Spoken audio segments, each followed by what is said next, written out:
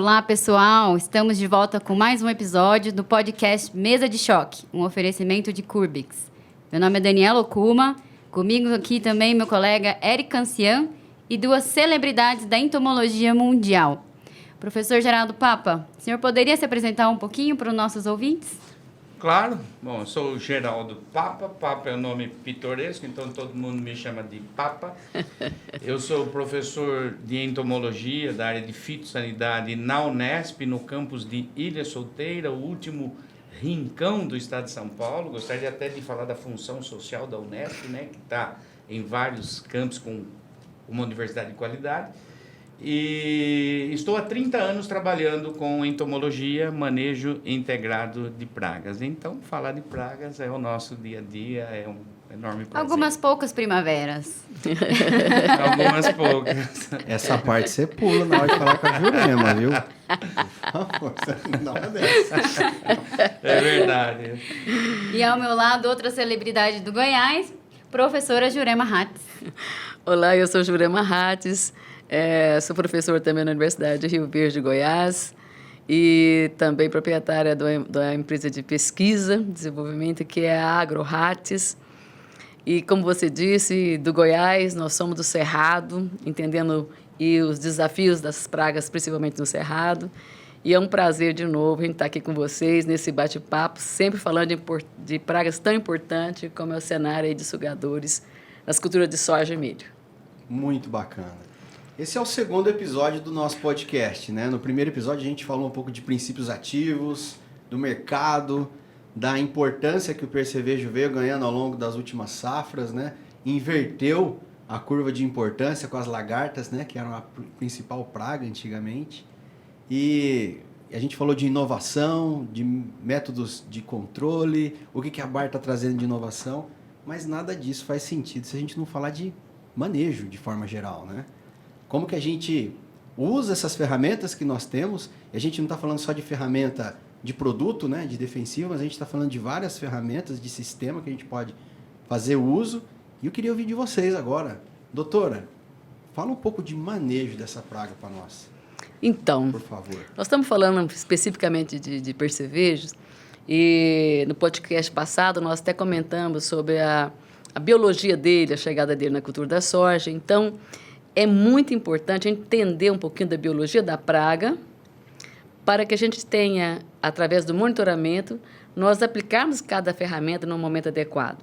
Então, a palavra de tudo isso aí seria monitoramento. Então, na verdade, eu tenho que conhecer a população da praga que eu tenho, a espécie, o momento que ela chega, a idade da cultura da soja, para que a gente tenha sucesso nos posicionamentos. Então, o monitoramento é realmente fundamental para que a gente consiga também escolher a ferramenta certa para ser adotada naquele momento. Não é, professor? Sim, Jurema. Nós vivemos falando isso, né? Bom, como a palavra manejo integrado, integrar métodos. Então, na nossa tropicalidade, né, da nossa agricultura, que, conforme eu falei no episódio, no podcast passado, que é uma bênção pela exploração que a gente consegue fazer do solo. Entretanto, as pragas se reproduzem e passam o tempo todo, não tem interrupção, as pontes verdes. Então, a palavra manejo integrado vale muito para nós e como o nome diz, integrar métodos. E o químico, na tropicalidade, que nós temos muitas espécies e esse plantio sucessivo e concomitante, que é um grande sucesso da nossa agricultura, faz com que o controle químico seja também muito importante. E trabalhar com o controle químico exige o que a Jurema já falou de monitoramento, conhecer o estágio da cultura e tudo mais, para você não errar. E as nossas propriedades são grandes. E se você errar o time, errar a dose, errar a tecnologia de aplicação, ou não colocar o produto não utilizado, que é mais adequado para aquele momento, você não perde uma aplicação em 1 metro quadrado, você perde em muitos hectares. É um prejuízo enorme para o agricultor. Então, ele tem que, o tempo todo, trabalhar realmente como uma empresa de precisão, se cercar de todos os quesitos técnicos para extrair dos inseticidas, no caso nosso aqui, estamos falando de percevejo, o que ele tem de bom, evitar o possível efeito colateral e ter sucesso depois na produtividade, que a gente está sempre, felizmente, assistindo isso no Brasil, né? Cada vez mais a gente está tirando mais com menos e é o que precisamos fazer, o que o mundo precisa fazer hoje. E a gente vai agora aprofundar, né, nos quesitos de manejo, ou seja, nas etapas aí do manejo integrado de pragas, pensando percevejo, soja, que é o nosso maior plantio, né, arredondando o número, 40 milhões de hectares, e também no nosso segundo, acho que maior plantio em cereais, que é o milho, beirando aí, arredondando os números, e 20 milhões de hectares. E lembrando que esses 40 milhões de hectares, tudo se cria ali, né? E depois vai para os outros cultivos. Então, a soja é o grande oceano, o grande criatório de pragas, nossa maior área, nossa cultura mais importante. E o manejo de outras culturas também começa na soja. O barriga verde, né, Ju? A última aplicação ali na soja, você já está pensando no barriga verde, que vem do milho na sequência. Falando no monitoramento, né? E como que o produtor pode colocar isso em prática? Ele tem que monitorar durante a cultura toda, a partir de que momento, ou como fazer, né? Olha, se tivéssemos um clima temperado, daria até para falar, olha, começa depois. É lógico que você tem os momentos mais importantes do manejo.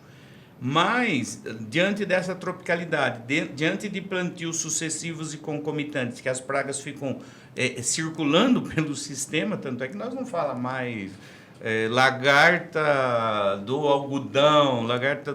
É praga do sistema, todo mundo ataca tudo e está comendo de tudo. As pragas estão se adaptando, né, aos diversos cultivos sequenciais. E precisamos continuar fazendo isso.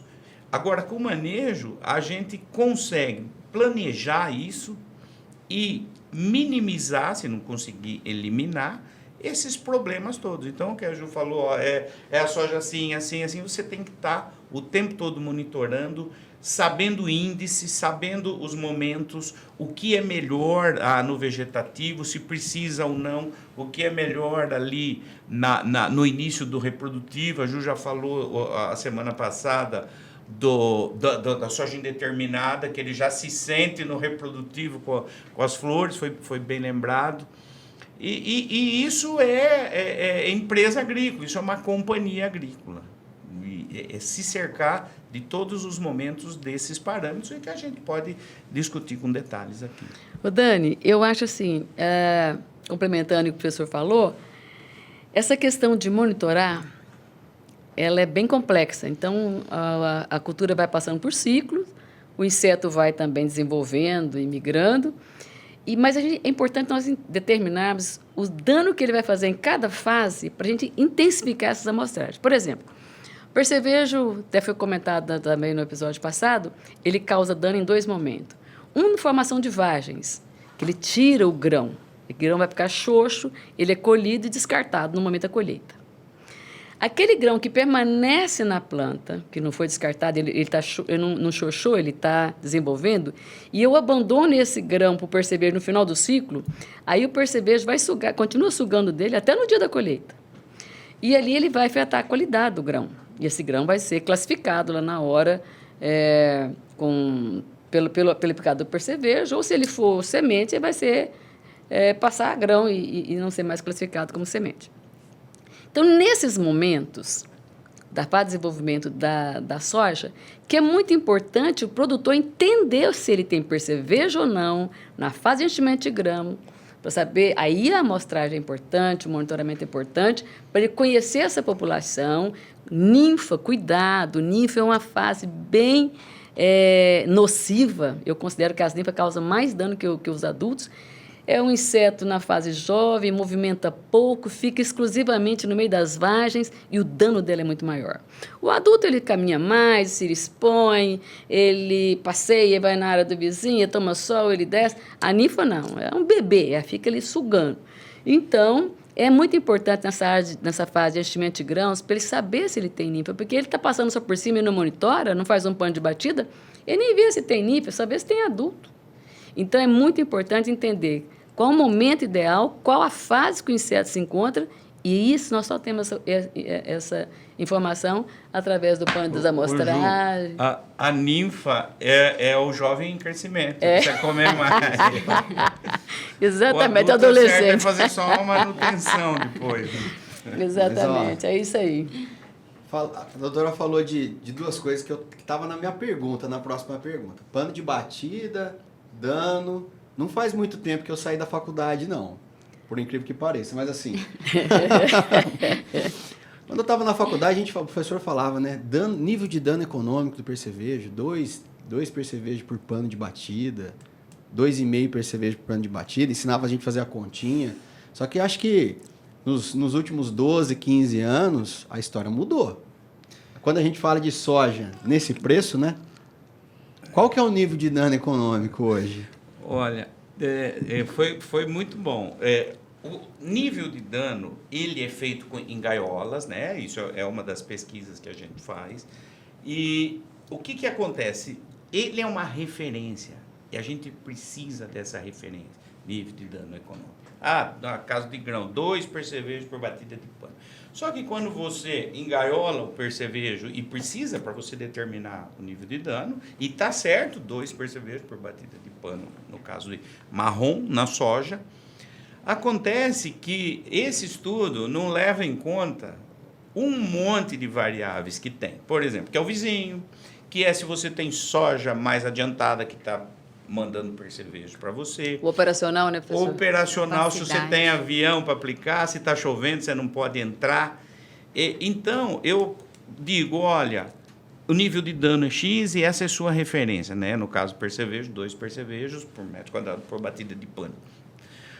Mas você use a experiência sua, da sua região, da sua fazenda ou do seu talhão, para fazer, se precisar, um pouco antes, no nível, depois do nível ou até não fazer.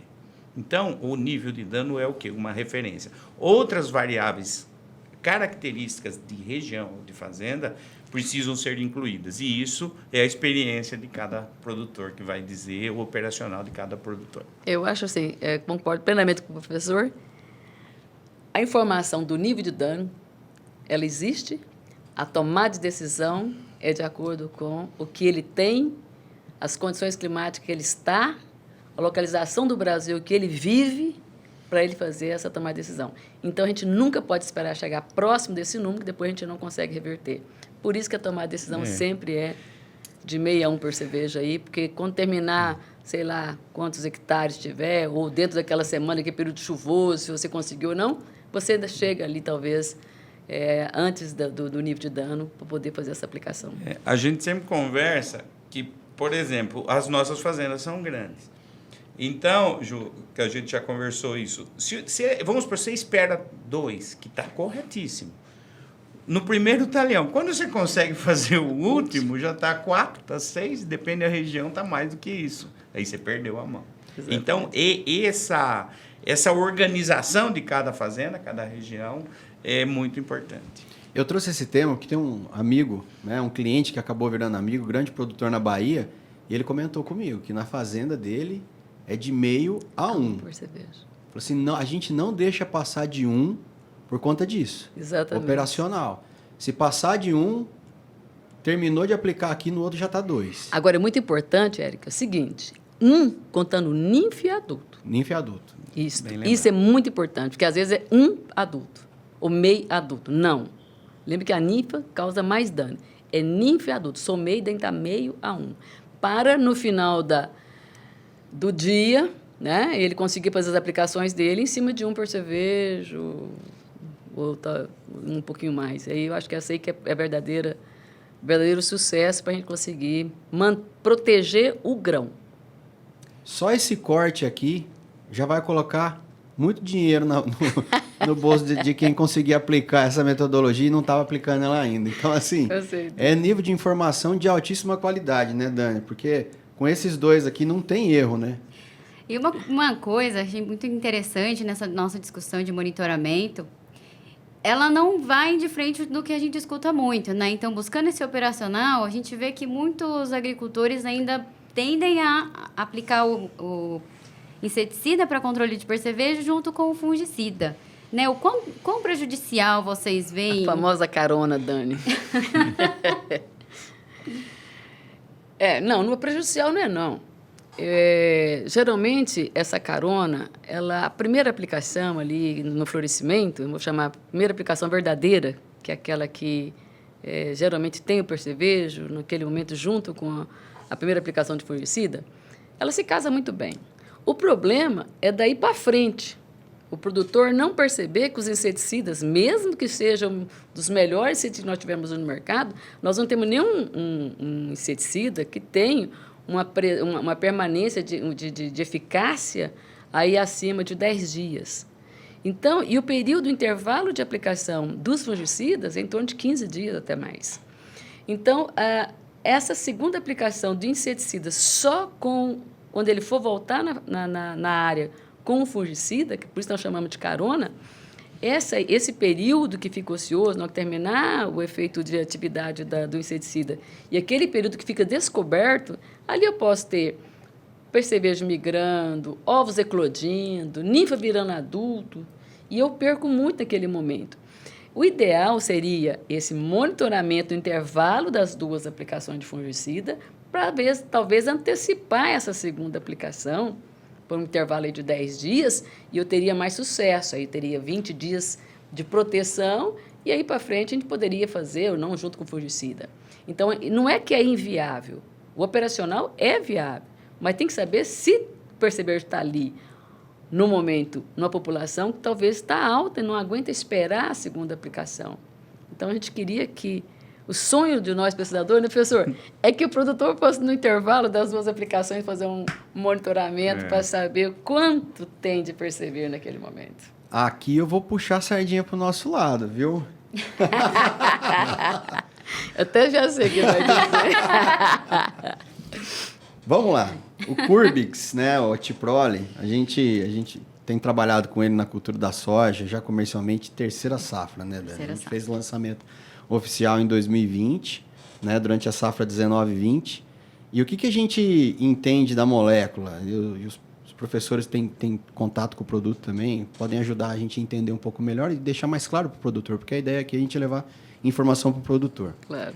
O Curbix, a gente tem 2 mecanismos principais de contaminação, né, a molécula do etiprole. O contato direto, né, a maioria dos produtos promove esse tipo de contaminação também, e aí tem o contato tarsal, que é no caminhamento em cima de estruturas verdes, né, folhas e tudo mais. Uhum. A gente entende que isso pode, de alguma forma, ajudar o produtor, e é o que a gente chama de choque prolongado, né? Ajudar nessas situações. Então, sim, pensando no mundo ideal que a doutora trouxe, o produtor fez a aplicação lá no mesmo momento, ou, né, sequencialmente ao fungicida, e vai fazer esse monitoramento no intervalo entre as aplicações. Uma molécula desse perfil pode ajudar? Claro, vai ajudar. Porque se comparar, por exemplo, com o acefato, esse cefato, essa intoxicação tarsal, esse caminhamento, ele vai degradar mais rapidamente, ele não vai persistir tanto. Se comparar com o etiprole, essa molécula vai ficar presente por mais tempo e vai favorecer, claro.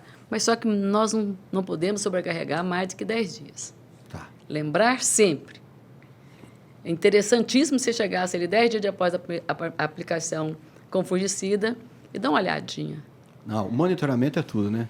Exatamente. Mas é uma molécula fantástica. Ela realmente tem uma característica de manter contínuo ali na intoxicação do inseto por um período maior. Mas não podemos falar que seria aí 2 semanas, 14 dias, não. Tá. Então, por isso que a gente convida todos para 10 dias, dá uma olhadinha lá que está na hora de Não, mas voltar. É isso. Precisamos levar informação que vai... Segura. Que vai levar valor para o produtor, né? Para que o etiprole, para que o Curbix fica muitos anos conosco, com muita eficácia, como ele foi agora no lançamento. Todos queremos isso. Mas o que o agricultor ele quer saber, ele normalmente ele quer, é que nem quando a gente vai ao médico. O que você quer do médico? O remédio e a dose. Vai no médico, ele não dá nada. Ele fala, olha, maneja melhor a sua vida. E não vai tomar nada. Isso é o ideal. Você sai meio frustrado, mas o médico está certo.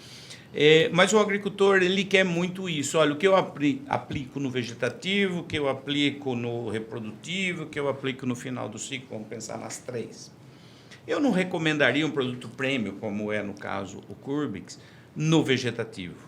Porque 90% desse inseticida vai cair no solo. O solo é o maior degradador de molécula que tem. A soja está aberta, os insetos estão expostos e morrem com mais facilidade. Então, eu usaria um produto um pouco mais em conta, vamos dizer. Podia ser um acefato, podia ser o piretroide mais neonic, um connect aí de vocês. Aí, depois você vai entrar no reprodutivo. E olha onde está a importância do que vocês trouxeram. Ali, a Ju já falou de ninfa. A ninfa, por exemplo, você vai aplicar e vai tentar quebrar, né? Vai tentar acertar o time de quebrar a primeira geração. O que você precisa dali? Choque e residualidade. Por quê? Você não vai atingir tudo. Vai ter ninfinha que está lá embaixo, que não vai chegar. Essa ninfa vai subir depois, digamos 5 dias depois. Então, o resíduo tem que estar lá, senão a eficiência cai. Vamos pensar, quem está dentro do ovo ainda, uma ninfa que está dentro do ovo.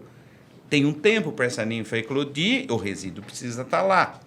Então, a sua principal e melhor aplicação é ali na quebra da primeira geração. E aí sim cai bem um etiprole. Depois, que a Ju já comentou, da segunda, aí você vai monitorando, né? Não é para esperar a segunda do fungicida, embora depois de 2003, que eu passei a ser além. Antes eu era um pesquisador, eu ia falar o que tinha que fazer, sem nunca ter feito.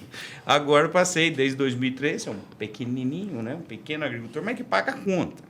Então, eu não recomendo que ele espere a carona no fungicida, porque ele pode fazer muito cedo ou fazer muito tarde. Embora eu entenda que operacionalmente, numa questão econômica, pode ajudá-lo nessa questão. Eu entendo, mas eu não recomendaria. Aí, numa terceira, ele pode, se for dentro da mesma geração, e a Dani conhece bem de manejo de resistência, você poderia até repetir ou entrar com uma boa mistura de neonic mais piretroide, e você completaria essas 3 aplicações. Às vezes precisa de mais uma, ou às vezes, se você acertar bem a quebra da primeira geração, e depende da região e um monte de outras variáveis, às vezes você passa até com 2. Às vezes você precisa além de 4, ao invés de 3. Mas o que é importante? A proteção do seu produto que você vai vender, que são os grãos. Uhum. Né? Quanto menos grão picado, chochado, melhor a sua produtividade, melhor a sua qualidade do grão. Como que você faz isso? Monitorando, como a Ju falou, e vendo a população. Você vai contornando e aplicando sempre no momento certo e o inseticida, no caso aí, mais adequado, além, logicamente, de outras técnicas de manejo que tem que estar inserida nesse sistema todo de produção. Deixa eu só fazer mais um comentário, Dani. Você perguntou sobre essa carona. E eu fiz um trabalho bem recente, que eu acho assim, que nos faz investigar no dia a dia, né, professor? É o que o produtor está fazendo no campo e a gente fica questionando, será que, né, muitas coisas vêm do campo para a gente validar. Mas o que me contrariava muito é a questão de fazer aplicação noturna para percevejo, associado aos fungicidas com os inseticidas. Pelo operacional, eles preferem fazer aplicação noturna por causa dos fungicidas. E isso, será que a eficácia dos inseticidas para percevejo é a mesma do que aplicar durante o dia para percevejo? E nós vimos que não. À noite, esses percevejos estão todos protegidos. Adulto, ninfa. Ficam todos ali embaixo. Exatamente. Então, esse caminhamento, essa intoxicação é menor para aquele produtor que faz a aplicação do inseticida junto com o fungicida no período noturno. Então, nós temos um trabalho avaliando a população dos percevejos de 2 em 2 horas, 24 horas, para saber onde estava a ninfa, onde estava o adulto. E nós vimos que à noite eles se protegem muito. Então, quer dizer, aquela carga de inseticida que ele vai receber, principalmente dos inseticidas de choque, é menor. Aí ele vai ficar só mais com a parte do residual, do caminhamento. Né? Mas aquele choque que a gente fala assim, ele colabora muito para ele intoxicar para depois ele vir continuar contaminando.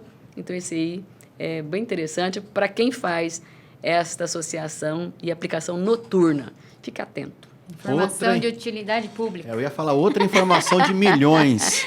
Já salvou mais dinheiro no bolso do produtor. Né? O doutor estava falando, né? Comentando que dá para tirar com 2, com 3, às vezes com 4. Aí ele falou da produção. Eu lembrei de uma história, Dani, que o nosso amado Billy conta do produtor que colheu percevejo. Você conhece essa história ou não? Conta essa história para nós, por favor, doutor. Esse é um exemplo clássico que eu uso, que é um grande produtor, né, do MS, e eu nunca vou na colheita na propriedade dele, porque a gente trabalha com a pesquisa sempre antes. E eu não lembro porquê, isso tem algumas safras que eu fui exatamente quando ele estava colhendo. E ele estava feliz da vida, eu lembro, 66 sacos em média. E só que eu olhei no bico da colhedora, estava um monte de ponto preto, cheguei perto, tinha muito perceber. Aí eu falei para meus orientados, achamos um tapoeira ali, aquela vasilha, coletamos soja no bico da colhedora, não deu nem 1 quilo, uns 800 gramas de soja, viramos, deu quase 40 perceber. Aí eu fui lá no produtor, né? Falei, Billy, você está colhendo percevejo. Ele falou, olha o meu grão. E eu mostrava o grão da soja. E por uma razão que eu não sei explicar, né? Se você perguntar para mim, eu vou falar o clima. O agrônomo, quando não sabe, o médico fala virose. Ainda bem que ele acerta a maioria das vezes. E agrônomo eu falo, quando você não souber, não fale abiótico, nem depende.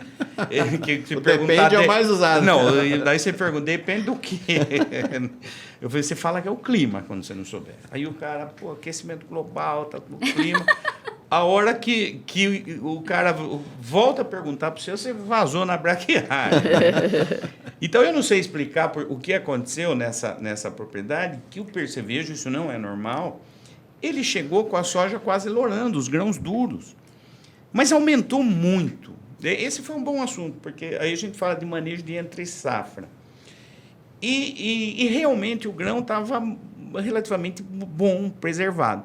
Mas eu fui, nós fomos no caminhão dele lá e peguei uma trena velha minha lá, 1 por 1, e deu 135, quase 40 percevejos. E eu voltei nele, Billy do céu, você está colhendo percevejo. E ele, o meu grão saiu subiando, não deu bola.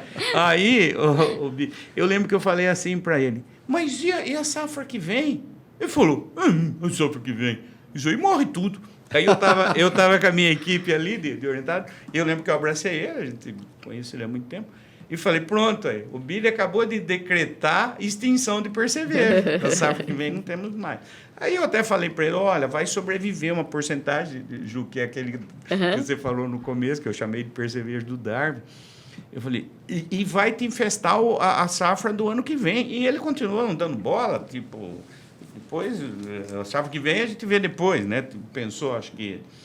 E aí eu falei para a minha equipe, olha, fiquem espertos aqui, que a safra que vem vai aparecer percevejo mais cedo.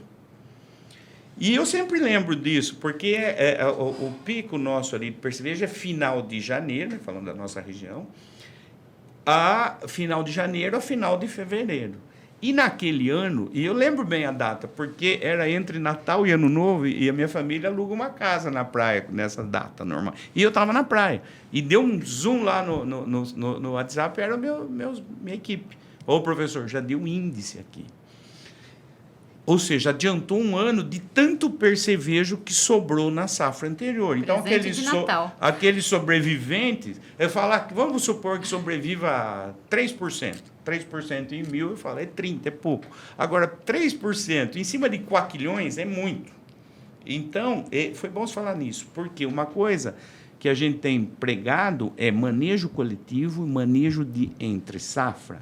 Ou seja, às vezes você está... Se eu tivesse ido lá, Ju, né, nessa história, vamos supor que a soja lourando e visse aquele monte de percevejo, eu falei, olha, você tem que fazer uma aplicação aqui, lógico, respeitando o período de carência, está próximo da colheita, e nem é pensando naquela safra. Aquela safra estava garantida. Até para o milho, talvez, se milho ele fosse... também, né? Se ele Milho, né, fosse que, aliás, produtor. ele ia plantar por causa Pois do barriga verde, bem lembrado.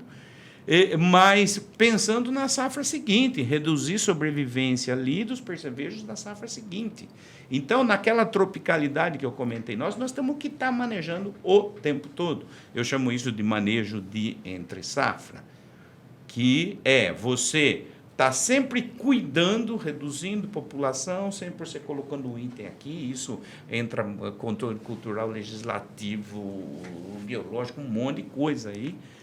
É para acabar com a praga? Não, você não vai acabar. Mas para que vocês, por exemplo, que tem uma molécula nova aí, muito boa, trabalhe numa condição melhor. Você vai precisar do inseticida, mas numa condição mais tranquila, mais calma, com uma população mais reduzida. Mas esse comentário é interessante do Papa aí, e ele nos reflete a maior realidade que nós temos no Brasil. A janela de semeadura de soja é muito longa. E o percevejo ele é muito esperto. Se esse produtor colheu, emigra para mais nova. Então, os últimos a colher soja, ele vai recolher mais percevejo do que... Não, brincadeira, mais percevejo do que soja, não, né? Mas quer dizer que ele vai colher muito percevejo. Então, essa situação de quem colhe por último, dos últimos a ter as áreas que foram semeadas, eles vão ter muito mais percevejo na fase final. E eles acreditam que aquele percevejo no final eles não causam dano. E é o contrário. Aquele percevejo na fase final, não é o contrário, ele também causa dano. Embora a soja está pronta, o grão está pronto, mas ele não para de alimentar. Então, o Papa falou, se ele tivesse ido lá mais cedo, ele teria ido lá no R6, R7, quando as folhas começam a cair, né, o inseto está mais exposto, fazer uma aplicação do inseticida mais de choque, tentando quebrar essa população, exatamente para a próxima safra, exatamente para diminuir a população de percevejo. Ali tem muito barriga verde, que vai estar direto no milho. Então, essa aplicação, ela é uma realidade, e é a situação de cada estado, de quem planta por último, recebe os percevejos tudo do vizinho. Dos vizinhos que colheu.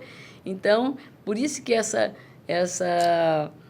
corrida agora para plantar mais cedo, para evitar receber dos vizinhos percevejos que vão ficar nas áreas, e isso aí todo ano se repete em cada lugar, e é um cenário contínuo, né, professor? Então, isso aí complementa, entende um pouquinho mais isso aí. Esse ponto, né, de manejo de entre-safra é bem importante, mas pensando no manejo soja-milho, que é um atrás do outro, né, vamos falar assim, geralmente o produtor maneja a cultura separadamente, né? Mas isso tem um grande impacto também na cultura do milho. Com certeza, com certeza. Então, essa aplicação aí que a gente está falando em R6, R7, ela é fundamental para quebrar essa população que vai para o milho. Quando o produtor colhe a soja, o percevejo, principalmente a barriga verde, o marrom ele é muito esperto, ele vai, se ele for adulto, ele voa, ele sai do local. O barriga verde não, ele fica protegido, ele esperando o milho emergir. Se eu fosse imitar o professor Papa, ele fala assim, então ele fica ali, né, professor?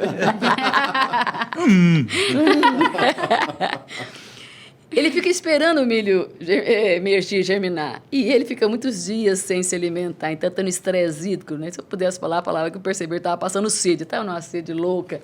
Então, ele fica muito estressado. Quando o milho começa a emergir, por isso que ele fica tão... ele faz várias picadas ali, é importante o tratamento de semente e a aplicação do inseticida muito bom aí para poder pegar esses percevejos que vieram da soja, permaneceu no sistema e foi direto para o milho. Esse é o cenário. É o ciclo da agricultura conflitando e tentando escapar do ciclo da praga, né? Está cada dia mais difícil. Mas o barriga verde, o manejo dele, né, o Ju já falou, começa no fim do ciclo da soja.